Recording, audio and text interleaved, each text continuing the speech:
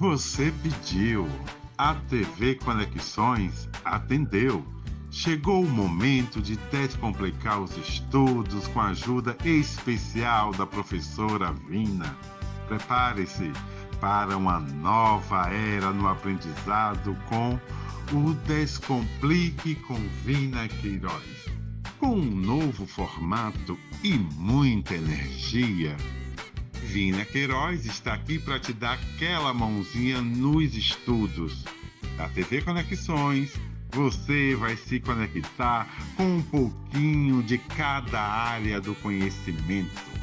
Quadros novos, convidados ilustres e um montão de assuntos interessantes. Prepare-se para mergulhar em um universo de conhecimento e diversão. É o Descomplique com Vina Queiroz.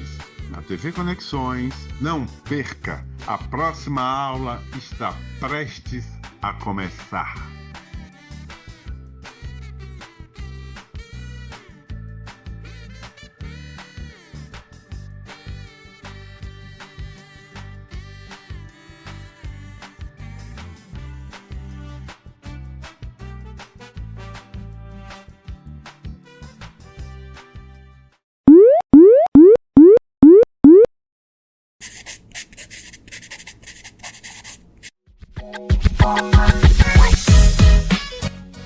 TV Conexões apresenta Descomplique comigo, Vina Queiroz, o seu mais novo programa que vai transformar a educação baiana. E hoje nós vamos começar com um quadro maravilhoso. Vem comigo para o Vina Responde. Nesse quadro Vina Responde, você vai saber todas as novidades desse programa. Eu vou responder todas as suas dúvidas, as suas perguntas que ninguém nunca respondeu a você. Então você vai ficar à vontade. Toda semana teremos uma caixinha e depois você vai assistir o programa às quintas-feiras, às 15h30, pelo canal do YouTube na TV Conexões. Então, não perca a oportunidade de mandar a sua pergunta. E agora, minha gente, eu já vou começar respondendo, porque já tem pergunta, é claro. E eu vou responder a linda Ana Maria. Ana Maria pergunta o seguinte: conta pra gente como será esse novo programa. Nossa, já escolhi logo essa pergunta, porque vou contar pra você como nós desenvolvemos com muito carinho esse programa que vai revolucionar a sua forma de aprender e compreender a educação de uma forma muito simples, dentro daquilo que você convive no seu cotidiano. Gente, esse programa Descomplique com Vina Queiroz tá cheinho de novidades que vai encher seu coração de alegria. A gente começa com Vina Responde. Logo depois, nós teremos o Hora do Enem. Isso mesmo, minha gente. Você que vai fazer Enem, que tem muitas dúvidas, que não sabe como estudar direito, que não sabe o que é TRI, PRD, nós vamos trazer professores especialistas, professores de cursinho, que vai vir contar para vocês como estudar de forma eficiente. Tem mais. Vocês vão descobrir que não precisam morrer de estudar para ser aprovado. Nós temos técnicas poderosas e vamos desmistificar a forma de estudo. Isso mesmo, toda quinta-feira, às 15h30, aqui no canal do YouTube TV Conexões. Ah, Pro, tem mais alguma coisa? Claro que tem! Nós teremos conexões literárias. Isso mesmo, traremos também professores convidados para falar sobre a nossa literatura regional, para você enriquecer o seu repertório sociocultural e, com isso, ir muito bem na redação. Tem mais alguma coisa, Pro? Claro, minha gente, vamos falar de emoções.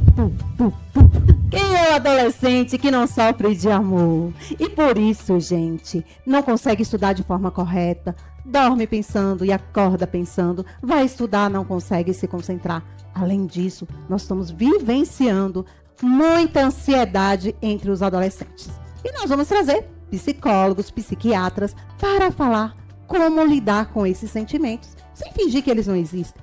Existe, mas sabendo acolhê-los de forma sábia e principalmente lidar melhor com as suas emoções para não impedir você estudar de forma correta. Já imaginou? Tudo linkado. Acabou, Pro? Claro que não. Vocês esqueceram que vocês adoram uma série? O cinema? Pois é, aqui nós também falaremos sobre cinema. Falaremos sobre séries. Vou trazer uma quantidade de séries e de filmes que vocês podem assistir, se divertir, comer pipoca, dar muitas gargalhadas, mas com intencionalidade. Vocês sabem o que é intencionalidade? Intencionalidade é quando você assiste um filme e descobre para que ele serve. Qual o repertório eu posso tirar desse filme para colocar na minha redação? Como pensar esse filme para nossa atualidade? Olha que legal. Gente, esse programa vai estar muito top, não? Então, vem pra cá e não perca a oportunidade de aprender tudo isso conosco. Mais uma pergunta chegando. Nossa, essa é maravilhosa, gente. Quem pergunta é João Pedro. Ele pergunta o seguinte: Pro, o Descomplique Sua Redação acabou? Claro que não, né, lindo? Como é que eu vou deixar vocês sem aprender redação? O Descomplique Sua Redação vem com tudo no segundo semestre. Você vai aprender o passo a passo de como fazer uma redação 900+. Não vou deixar esse programa tão poderoso de fora dos nossos quadros, é claro, né? Agora teremos o quadro A Hora do Enem.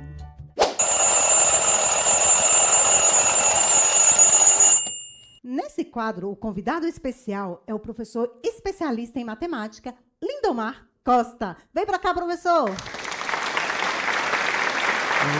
Tudo bom? Muito obrigada, viu? Seja bem-vindo. É um prazer, muito obrigado. É um prazer poder participar do TV Conexões Descomplique. Maravilha. Professor, fale um pouquinho de você, da sua experiência como professor de matemática que ajuda os alunos a tirarem 700+. Olha, eu sou professor da rede estadual, tem 22 anos que eu atuo, trabalho numa escola no município de Candiba, no estado da Bahia, e ajudo o pessoal a tirar 700+ no Enem em matemática com algumas regrinhas bem simples, bem básicas. Maravilha, professor. Me conta aí, o que é a TRI e como ela ajuda esse aluno a maximizar a sua nota? A TRI é um mecanismo que o Enem utiliza para corrigir a prova do Enem. É ele que atribui a proficiência do aluno. Por exemplo, quando a gente ouve falar, fulano tirou 800 em matemática, tirou 750 em matemática, é porque pelo algoritmo que foi utilizado, ele alcançou essa proficiência. É diferente de uma prova normal da escola, onde pessoas que acertam a mesma quantidade de questões têm a mesma nota. E o TRI não. Às vezes, uma pessoa que acerta menos questões, tira mais do que o outro que acertou mais questões. Exatamente por conta da coerência pedagógica que quem acertou menos questões apresentou. Maravilha. É verdade que se o aluno acertar as questões mais fáceis, ele tem condições de aumentar a sua nota em relação aos alunos que acertaram as questões mais cabrosas, mais difíceis? Exatamente. É uma estratégia a ser utilizada na hora de resolver a prova, é exatamente procurar as questões mais fáceis, porque o algoritmo entende que se você consegue resolver as questões fáceis, todas da prova, resolve algumas questões médias da prova. Se você resolver algumas questões difíceis, aí você ganha a coerência pedagógica tão exigida pelo algoritmo. Enquanto se você fizer o contrário, você não vai ser beneficiado, você vai ser caracterizado como não coerente. Veja só, você acertar todas as questões difíceis e errar todas as questões fáceis, não tem lógica, né? Maravilha. Então, parte do pressuposto que se o aluno acertou uma questão difícil e errou uma questão fácil, quer dizer, ele pode ter chutado, né? O algoritmo pode pensar assim. Isso, o algoritmo trabalha em 3 frentes. Ele trabalha com grau de dificuldade da questão, se o aluno respondeu porque sabe aquela questão e a possibilidade do chute. Legal. E aí ele consegue identificar tudo isso de acordo com o padrão de respostas que o aluno apresenta. Eu costumo dizer que, para ilustrar o que é uma TRI, imagine uma pista de atletismo com barreiras, certo? Onde as barreiras são as competências que o aluno deve atingir. Então, se ele responde uma questão que exige a competência 1 e acerta, e ele resolve outra questão que exige também a competência 1 e acerta. Ele vai moldando o seu padrão de respostas. E aí, se ele erra uma questão de competência 1 e vai errando as questões da mesma competência, ele é classificado como ele não domina aquela competência. Então, aí a importância de entender o que são as competências também, né? Exatamente. Em matemática, são 7 as competências. E distribui-se 30 habilidades dentro dessas 7 competências. Então, vai desde o aluno saber para que serve o número natural, para que serve o número real, para que até alcançar questões mais complexas, como probabilidade, análise combinatória e trigonometria, que são consideradas as questões mais difíceis assim no Enem. Que se o aluno quiser tirar uma nota, por exemplo, de 700 pontos, ele não precisa se preocupar com probabilidade, análise combinatória e trigonometria. Ele precisa se preocupar com questões mais básicas. Então, professor, para conseguir dominar essas competências, tirar uma boa nota, é importante responder às questões do Enem que aconteceu anteriormente? Sim, é uma ótima estratégia fazer questões anteriores, porque quando o aluno ele responde às questões anteriores, ele vai aprendendo, entendendo como é que funciona, o que é cobrado no modelo de questão do Enem. Ele fica mais apto, porque até a ansiedade diminui um pouquinho, porque ele já sabe como é que é o contexto das questões. Porque a questão do Enem ela não é uma questão solta, tipo, faça isso, escreva tal coisa, determine tal valor de X. Não é assim. Ele mostra um contexto e dentro daquele contexto ele pede para você localizar algum dado, abstrair alguma informação que é necessária para você responder a questão. Não é simplesmente uma pergunta direta. Precisa entender o contexto. Maravilha. Ótimo, professor. E agora eu quero que você me diga. Eu quero fazer o Enem. Digamos, né? Digamos que eu seja uma aluna que está aí te assistindo, quer fazer o Enem, não sabe por onde começar a estudar. Acredita que matemática é o bicho de 7 cabeças, que nunca aprendeu ao longo da sua vida e que não é agora que vai aprender. Qual a sua dica? O que você diz para essa aluna ou aluno? Olha, Vina, a minha dica é que matemática pode ser a salvação dessa pessoa, pode ser o destaque, o ponto favorável para ela se destacar em relação aos demais. Porque matemática no Enem pode elevar a média da pessoa muito, se ela dominar minimamente, as questões fundamentais, os conteúdos fundamentais, os conteúdos que são abordados no nível fundamental, que é a matemática básica. Quando eu digo matemática básica, são aquela matemática que vai até o 9º ano. Acrescenta a isso a resolução de questões de edições anteriores do Enem, acompanhado das correções do direcionamento das competências, como, por exemplo, se você responde uma questão por exemplo, de aritmética, você obrigatoriamente tem que ir bem nessas questões porque faz parte da matemática básica. Aí você vai evoluindo, passa para, por exemplo, para equações, aí você vai evoluindo, aí você vai corrigindo o percurso. A partir da identificação dos erros, você vai gerando o que você precisa melhorar. Excelente. Professor, quais os assuntos, me diga pelo menos 3, que mais foram cobrados nos últimos Enems de matemática? Razão, proporção, escala e projeção ortogonal. Então, o aluno... Todo ano, toda edição tem cobrado essas questões desses conteúdos.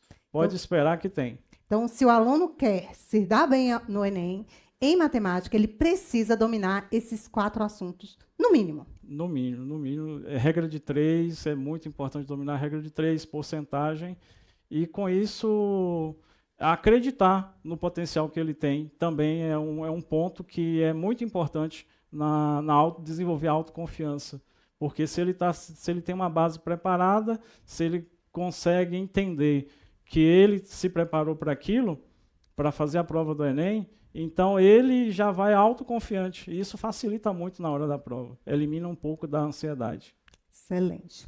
Professor Lindomar, foi um prazer tê-lo aqui na nossa casa. A sua contribuição é muito valiosa para os nossos estudantes. com certeza vai ajudar demais. Tenho também convicção de que os alunos vão seguir a sua dica, as suas dicas e, com certeza, aprendendo a matemática básica, que às vezes o aluno fica o tempo todo tentando aprender aquilo que está muito desafiador para ele. E se ele não tem a base, gente, infelizmente você não consegue avançar. Então, aprenda o básico. Lá o que você deveria ter aprendido no Fundamental 1, no Fundamental 2. Depois você vai avançando um pouquinho, um pouquinho. Então, não desista do seu sonho. Continue firme no processo e um passo de cada vez. Só não chega quem para no caminho. E nós acreditamos que você vai chegar lá. Muito obrigada pela sua presença na TV Conexões. Eu que agradeço, Vina, pela oportunidade. Se precisar, conte comigo sempre. Agora o nosso intervalo para um pequeno café e já retornamos com o nosso próximo quadro, Conexões Literárias. Não saia daí, fica que você vai adorar.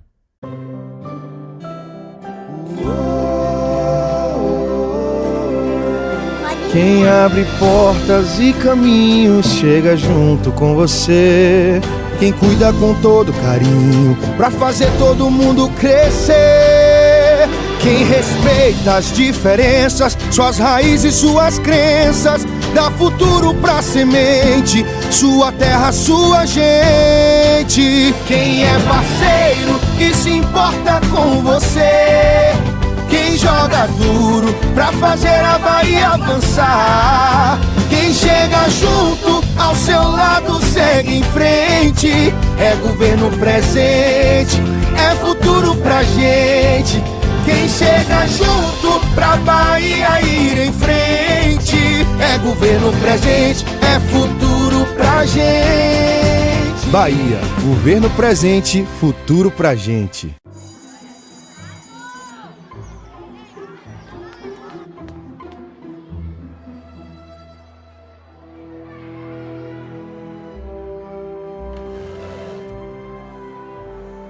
Aprender a ler e escrever é um direito fundamental. E para garantir que todas as crianças sejam alfabetizadas, o governo federal criou o Compromisso Nacional Criança Alfabetizada. Uma grande mobilização para dar apoio técnico e financeiro para estados e municípios investirem em gestão, formação de professores, infraestrutura física e pedagógica, reconhecimento de boas práticas e sistemas de avaliação. Conheça as ações, faça parte desse compromisso. A alfabetização é o primeiro passo para uma educação de qualidade. Ministério da Educação, Brasil, União e Reconstrução, Governo Federal. Retornamos, minha gente, e agora, meu povo, vamos começar o nosso quadro Conexões Literárias. Isso mesmo, vamos fazer conexões com tudo aquilo que você já viu, já ouviu, já sentiu com a literatura. E agora vamos convidar para esse quadro o professor Rogério Soares. Ele é especialista em contos. Vem para cá, professor.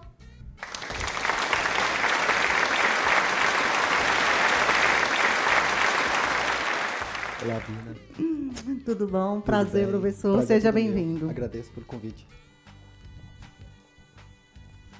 Professor Rogério, a TV Conexões agradece a sua presença, a sua disponibilidade. Gostaria de saber um pouquinho sobre você, a sua trajetória aí com os contos, com essa literatura tão maravilhosa. Vina, o prazer é todo meu. Antes de começar, eu gostaria de agradecer a TV Conexão pelo convite e de estar aqui presente para conversar com tanta gente boa. Bem, meu trabalho relaciona-se com umas chamadas literaturas orais, os contos tradicionais, as histórias que o povo conta. Há mais de 15 anos eu percorro a região do sertão da Bahia, nas regiões de Caetité, Igaporã, Riacho de Santana, Bom Jesus da Lapa, Serra do Ramalho, ouvindo das vozes do povo as histórias que o povo detém, adquirida pela tradição. São pessoas que ouviram de seus pais, dos seus avós, histórias de animais, histórias religiosas, contos maravilhosos. Você não imagina, Vina, mas no sertão nordestino, boa parte do ideal medieval, das lendas gregas, de mitos romanos, ainda está muito vivo e muito presente no imaginário do nosso povo. Essas histórias, além de rezas, quadras populares, cirandas, romances, uma série de outros gêneros que está muito vivo ali presente, que eu tenho recolhido, reunido e pensado em produzir um livro relacionado com esse material. Em breve esse livro vai sair. Ai, que maravilha! E quem são os narradores? Quem são essas pessoas que narram essessa histórias?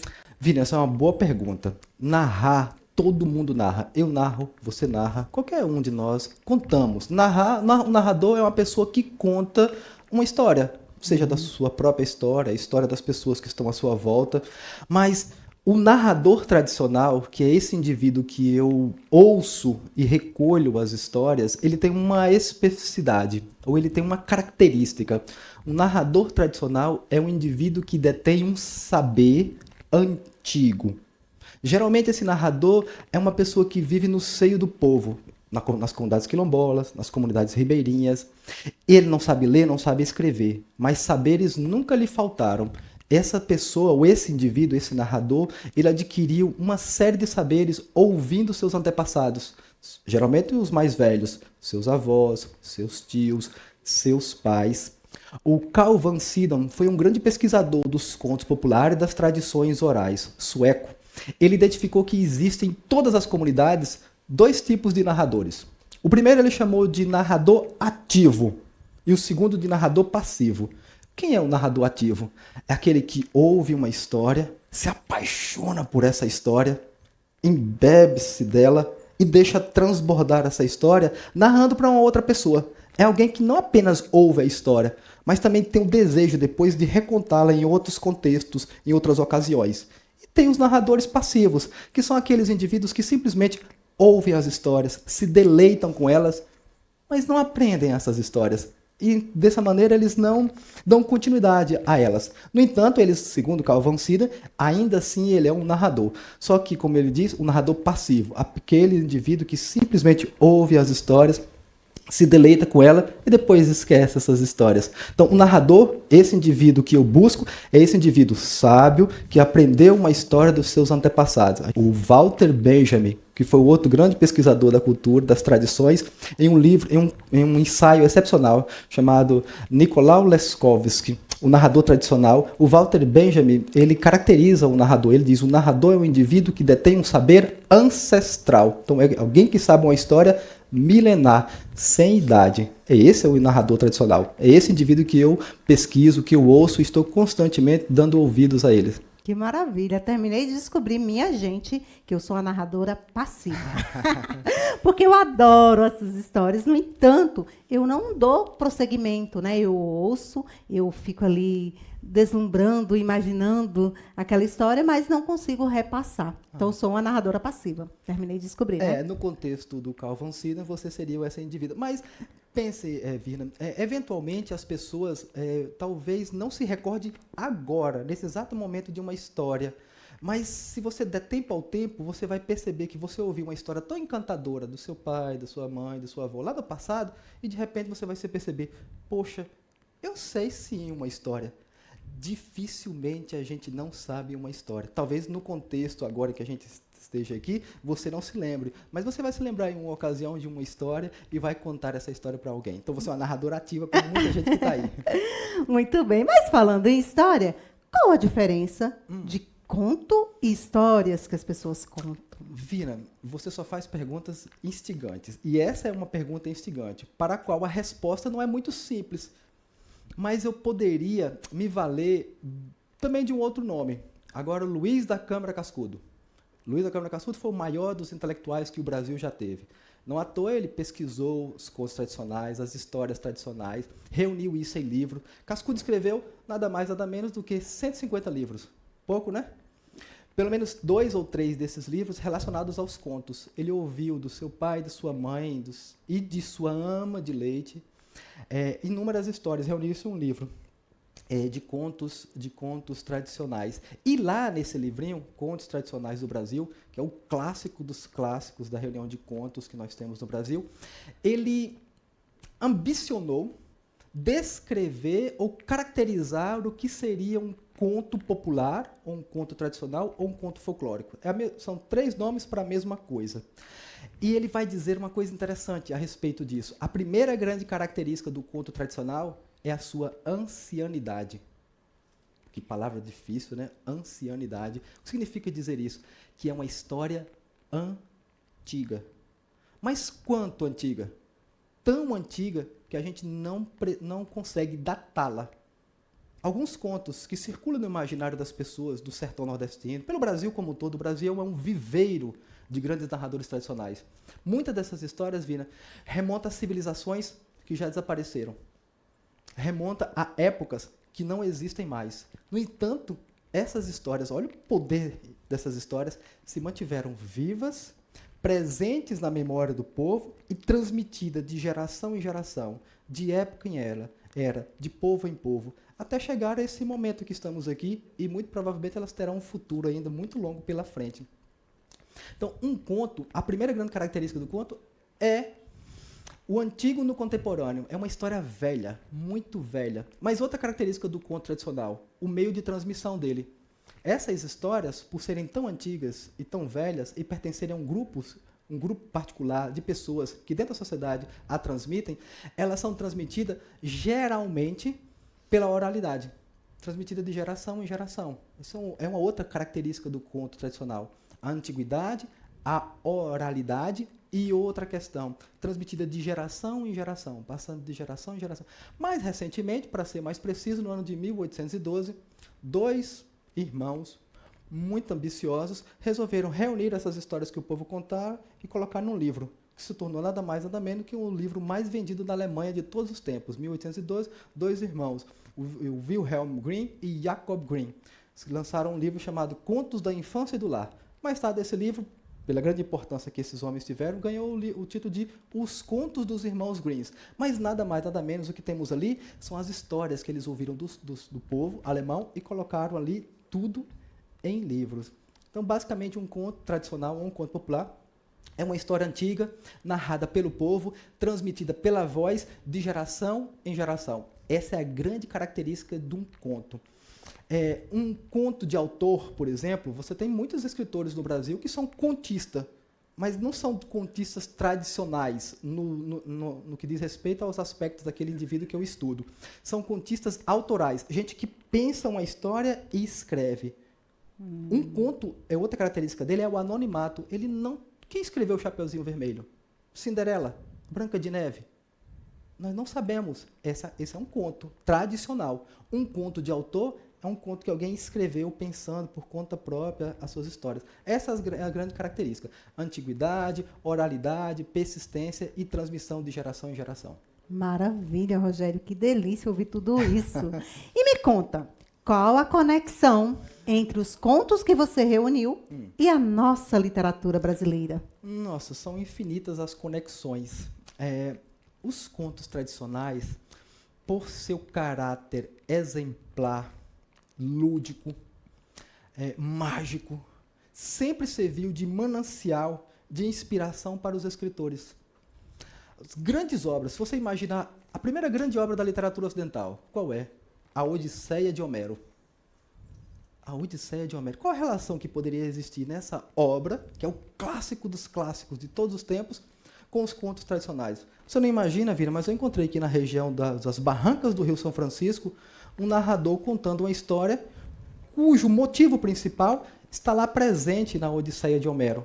Quando Ulisses invade a caverna do gigante de um olho só, o ciclope de um olho só, Ulisses inventa um estratagema para poder fugir de lá. Esse mesmo motivo da história, com Ulisses sendo o esperto que dribla o seu adversário, está ali presente, as pessoas narrando. Shakespeare, as grandes obras de Shakespeare, quase todas elas não são criações dele.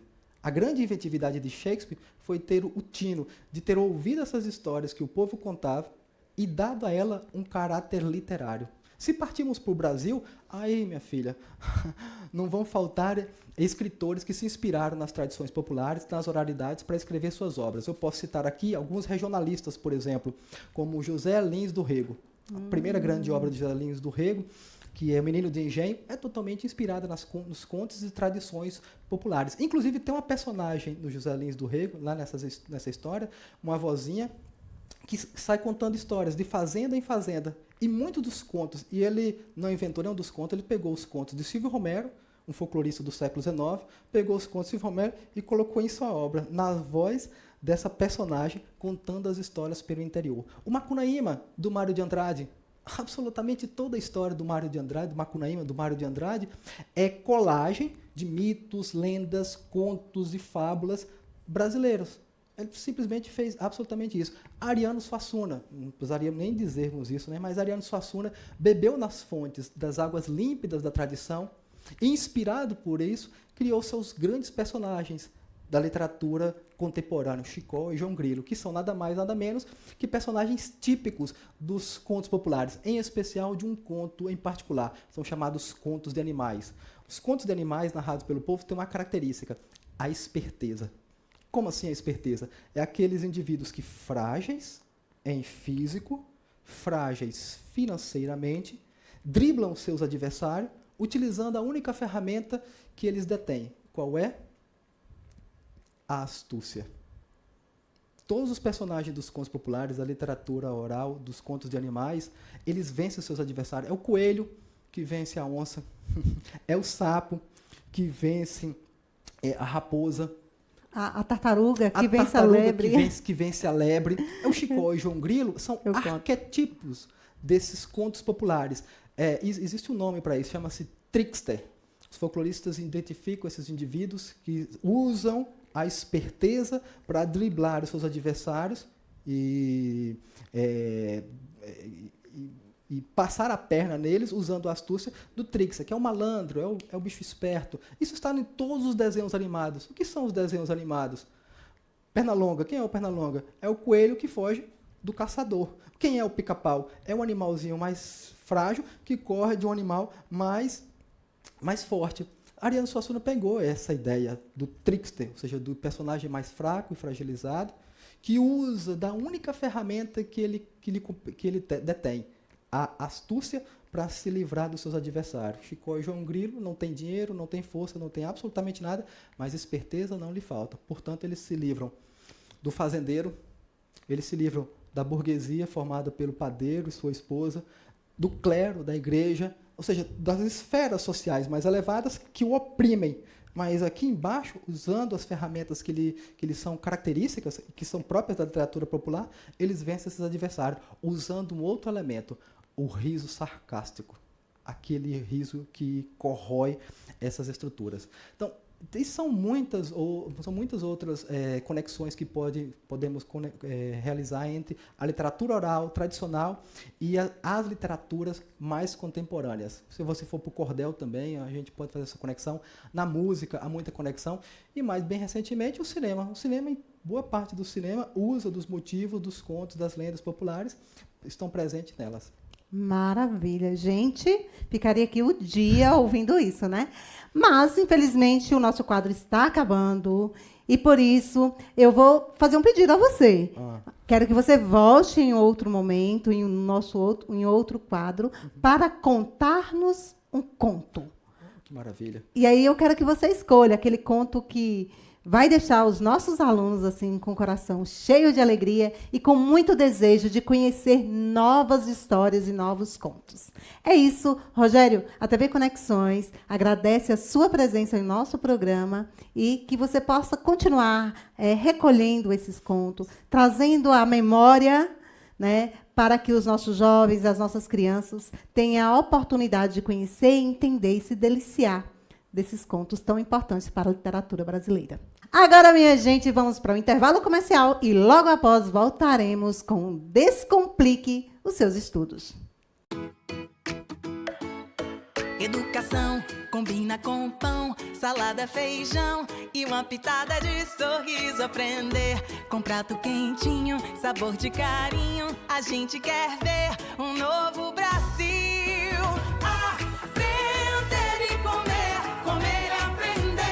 Programa Nacional de Alimentação Escolar, PNAE, está presente em todas as escolas públicas da educação básica. São mais de 50 milhões de refeições servidas por dia, com parte dos ingredientes produzidos pela agricultura familiar. E o governo federal, por meio do Ministério da Educação, aumentou em até 39% o investimento na alimentação escolar. Agora, são 5,5 bilhões de reais por ano. Porque comida de qualidade melhora até o desempenho dos estudantes. Aprender e comer, comer e aprender, toda criança. Ministério da Educação, Brasil, União e Reconstrução, Governo Federal.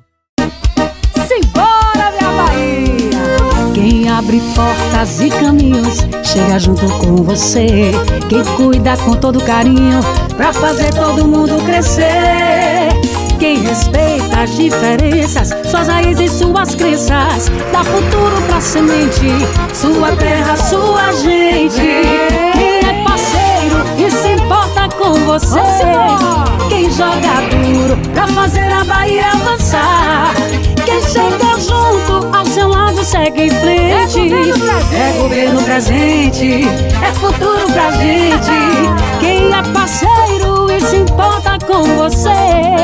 Quem joga duro pra fazer a Bahia avançar. Quem chega junto ao seu lado segue em frente. É governo presente, é futuro pra gente. Bahia, governo presente, futuro pra gente. Voltamos para mais um quadro super poderoso. Agora, minha gente, eu quero descomplicar de vez a sua forma de estudar. Isso mesmo, Descomplique o Seu Estudo é o nosso novo quadro que vai te ensinar como estudar de forma eficiente. O que você deve fazer, o que você não deve fazer e, principalmente, como aprender de forma rápida, fácil. Pro, como é que você descobriu tudo isso? Estudando. Gente, eu vou deixar aqui para vocês esses livros que são ótimos, são fáceis de ler e que te ajudam demais. Com ele, você vai conseguir entender e perceber o quanto que estudar não é tão desafiador. O primeiro dele é Aprendendo Inteligência. Este livro, gente, vai te mostrar o que você não pode fazer para esquecer tudo aquilo que você estuda. Além dele, tem um outro que eu amo, que é o Fixe o Conhecimento. Como fixar? Pro, eu termino de ler e não sei mais o que li. Será que eu estou com TDAH? Será que eu tenho dificuldade de aprendizagem? Não, minha gente. Isso também acontece com a Pro. A gente não é uma máquina. Não é tudo que a gente lê que nós conseguimos absorver de vez. Primeiro você tem que assimilar, depois acomodar, para depois você aprender.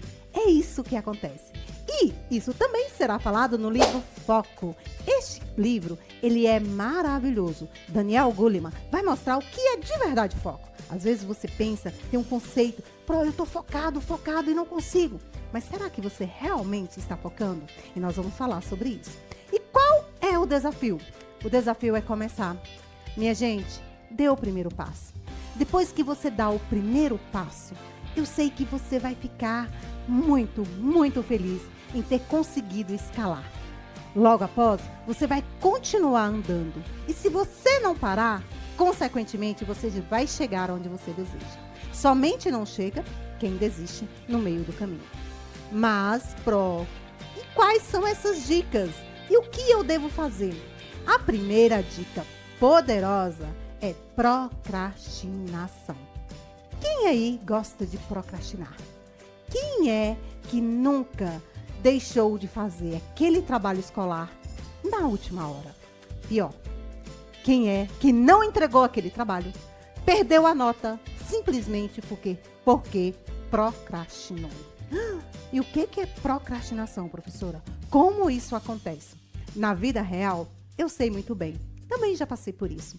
Mas graças a Deus me livrei. E hoje eu consigo organizar a minha rotina. E eu consegui isso como? De forma milagrosa? Não. Entendendo o que me fazia procrastinar. Quais são os meus gatilhos? E trabalhando com eles. E é isso que eu vou ensinar para vocês. Como fazer isso, professora? A primeira coisa, gente, é identificar o que te faz procrastinar. O que te leva à procrastinação? Quais são os empecilhos que não te deixam estudar? Às vezes você tem uma prova de matemática e você não gosta de matemática. Então você fala, eu vou arrumar uma gaveta. Começa a arrumar a gaveta. Eu vou dar uma olhadinha aqui no Instagram. E aí você abre o Instagram para dar uma olhadinha e passa 1 hora, 2 horas e você está lá no Instagram olhando a vida do outro, enquanto a sua está parada. E isso é procrastinar, professora? É você deixar de fazer o que tem que ser feito e fazer outra coisa. E você se ocupa. Gente, a pessoa que procrastina, ela cansa. Ela cansa de não fazer o que ela deveria fazer. Não significa que ela não faz nada. Ela faz tudo menos o que ela deveria. E nos estudos, isso é muito, muito comum. Porque o aluno que tem desafios em estudar, e principalmente quando ele não gosta de uma disciplina, ele vai achar um monte de outras atividades para não ter que encarar o seu desafio.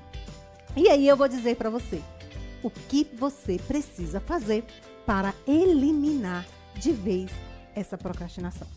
Primeiro passo, descubra o que te leva à procrastinação. Faça uma reflexão. Se pergunte, por que eu não fiz essa tarefa hoje? O que eu fiz o dia todo?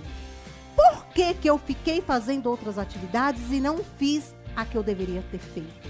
Com essas perguntas, que chamam PPS, Pergunta Poderosa de Sabedoria, você vai chegar a uma resposta. É uma resposta dolorosa, vai doer, mas você vai encarar a sua verdade.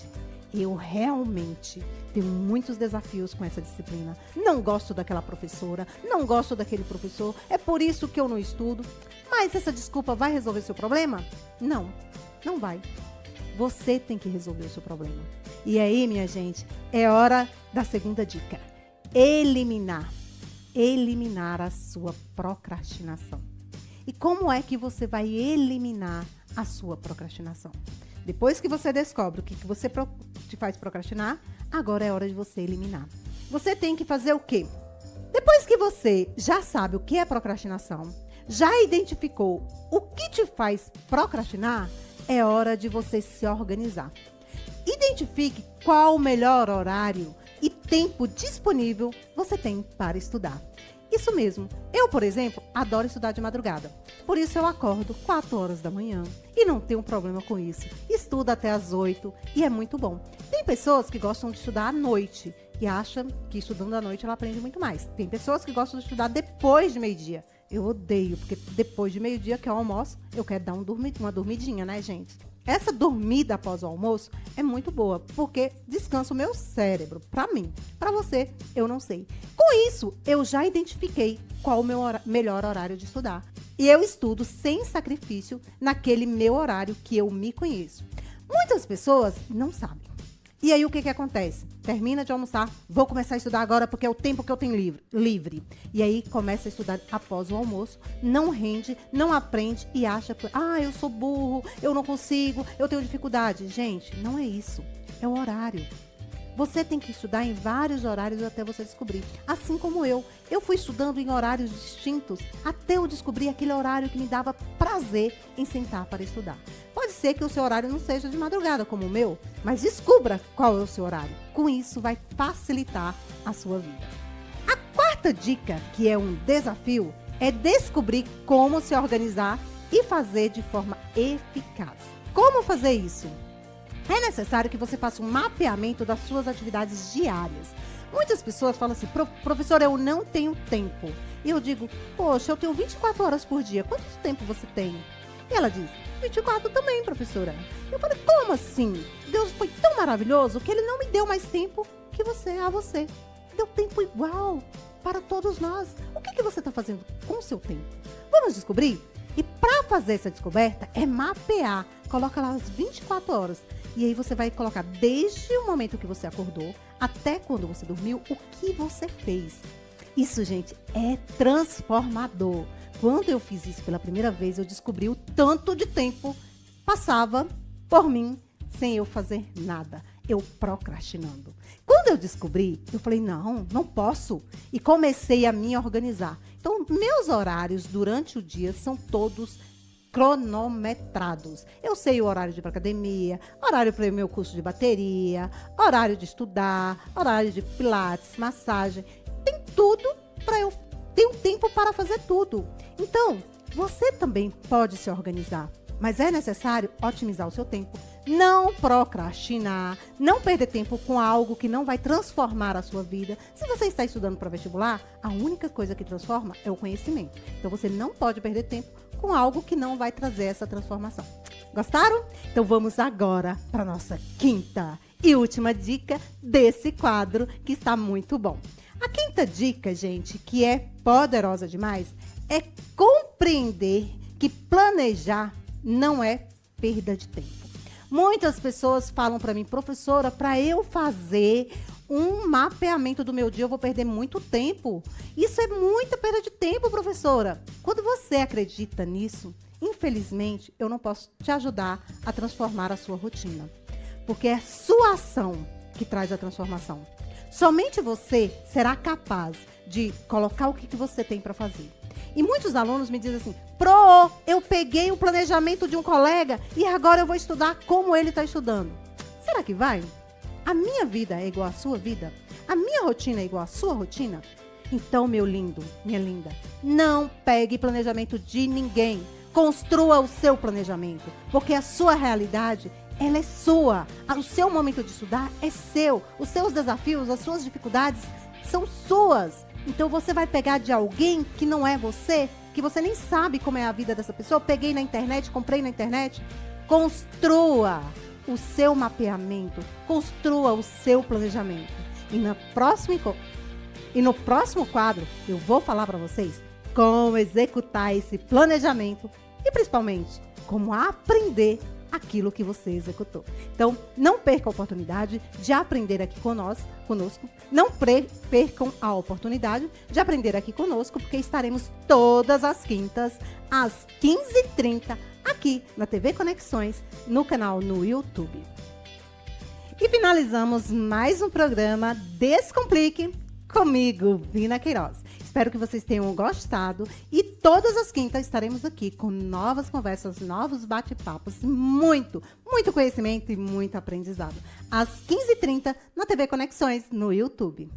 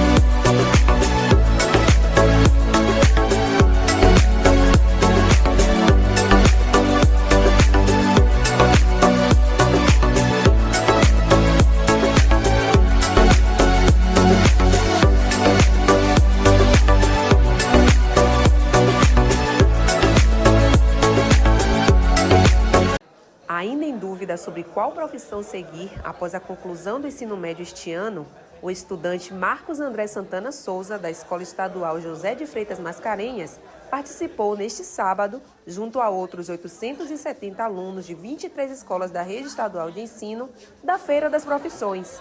Ele ficou animado com o curso de Engenharia Elétrica. Ter acesso às informações dos cursos disponíveis nas faculdades é muito importante. Por exemplo, eu achei muito interessante esse stand aqui, onde fala da Engenharia Elétrica. Eles explicam um pouco do que eles fazem e demonstram na prática. Apaixonado pela área e já cursando o último ano de Engenharia Elétrica da UFBA, Gabriel Correia fez uma pequena demonstração da profissão aos alunos da feira. Estamos apresentando alguns experimentos aqui. Nós temos um experimento mesmo que é de indução magnética. E a gente vai mostrando para as crianças, para os meninos, adolescentes e tudo mais, como funciona, A coordenadora de Políticas para a Juventude em Processos Educacionais, COGEP, da Secretaria de Educação do Estado, Larissa Lima, falou sobre a importância dessa parceria com a UFBA. Convidamos 20 municípios aqui da região metropolitana e de territórios de identidade próximos, como Portal do Sertão, Litoral Norte e Agreste Baiano, para que possam conhecer a universidade, porque a gente sabe que a gente só sonha aquilo que a gente conhece. A maior parte dos nossos alunos já vem de escola pública, a maior parte dos nossos alunos já é negra, então essa parceria é importante para que a gente continue democratizando e popularizando a universidade.